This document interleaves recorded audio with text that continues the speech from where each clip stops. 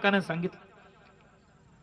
त्या पारूबाई कुंभारणीला आनंदाने घरी नेलं, पाणी दिलं पोटभर आणि पोटभर जेवायला घातलं, भाजी भाकरी खायला लावली. 21 दिवसाचा उपवास मामांनी या पारूबाई कुंभारणीच्या हातच्या प्रसादानं सोडला. मामांनी आपली बहीण मानली, या पारूबाई कुंभारणीला आपली बहीण मानली. मामांनी सांगितलं या पारूबाई कुंभारणीला, अगं पारे, माझ्या 21 दिवसाच्या उपवासाचं पारलं तुझ्याच हातच्या जेवणानं सोडणार, तू काय नैवेद्य चुकू नको. मामा दरवर्षी पट्टण कडोलीला जायचं आणि 21 दिवसाच्या उपवासाचे सांगता या पारूबाई कुंभारणीच्या हातच्या प्रसादानं, बहिणीच्या हातच्या नैवेद्यानं सोडायचं. आणि दरवर्षी मामा पंढरपूरला ज्यावेळेस जायचं, पंढरपूरला अश्विनवती एकादशीला जायचं, त्यावेळेस पांडुरंगाला अभिषेक घातल्यानंतर मंडळी, आजही मंडळी लोक जिवंत पांडुरंगाचं बोलणं, पांडुरंगाचं मामांचं बोलणं मंडळी बाहेरच्या लोकांना ऐकू येत होतं. मग मामांचा अधिकार काय असेल.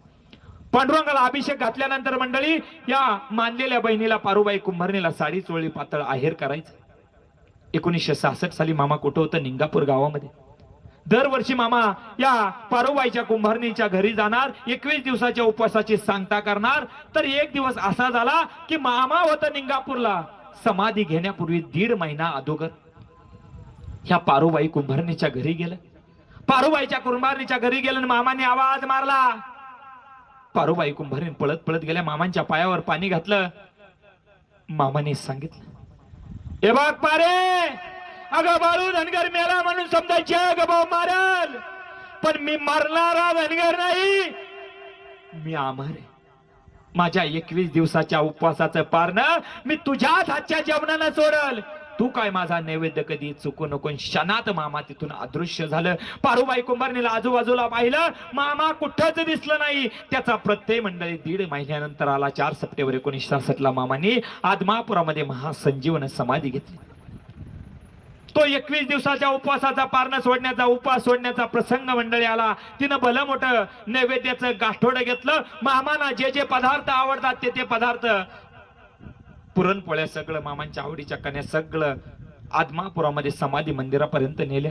गाठोडं जसं उघडलं मंडळी, मामांच्या आवडीचे जिन्नस पदार्थ गायब झाले आणि बराच वेळा हा प्रसंग तो उद्भवला मंडळी. मग विचार करा, मामा नाही असं समजू नका. ज्या दिवशी वल्या झाडाला आग लागेल, आता वले झाड उभ्यानं कटी पेटल.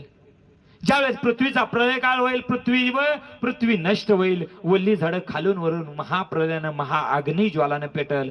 मामा सहज सांगायचे, थोडक्यात सांगायचे, अरे ज्या दिवशी वल्ली झाडं उभ्यानं पेटल त्या दिवशी या जगात बाळू धनगर नाही म्हणून समजा. मामाने सांगितलं, बघा हे ब्रह्मांड एखाद्या गौरीच्या खांडाप्रमाणे जळत. झेंडूचं झाड असतं मंडळी, पानं वाळतात, सुकतात, पडून जातात, पाकळ्या सुद्धा सुकतात, निघून जातात, आतलं बीज मात्र तसंच राहतं.